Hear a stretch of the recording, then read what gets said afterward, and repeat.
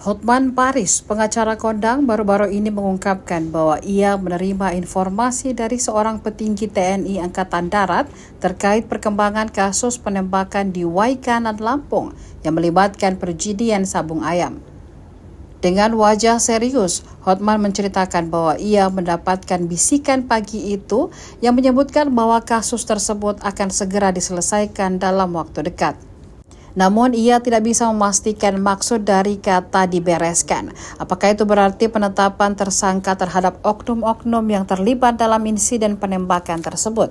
Kisah ini mencuat setelah sebuah video yang menampilkan tangisan dan pernyataan dari keluarga korban beredar di media sosial memicu kehebohan di kalangan masyarakat Lampung.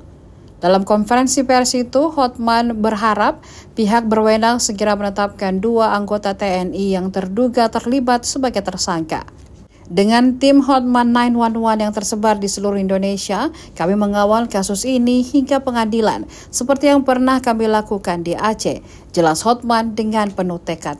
Ia juga mengungkapkan bahwa keluarga korban termasuk Kapolsek Negara Batin AKP Lusianto dan anggota Polres Waikanan yang tewas dalam penembakan telah memberikan surat kuasa untuk membantunya dalam proses hukum.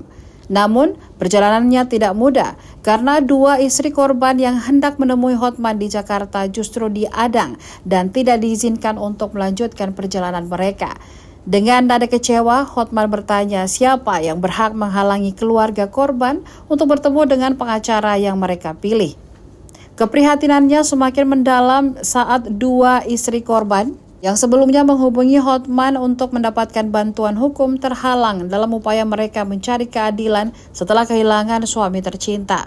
Hotman berharap agar proses hukum bisa segera berjalan lancar dan akhirnya memberikan keadilan bagi keluarga korban yang sudah lama menunggu. Download Tribun X sekarang, menghadirkan lokal menjadi Indonesia.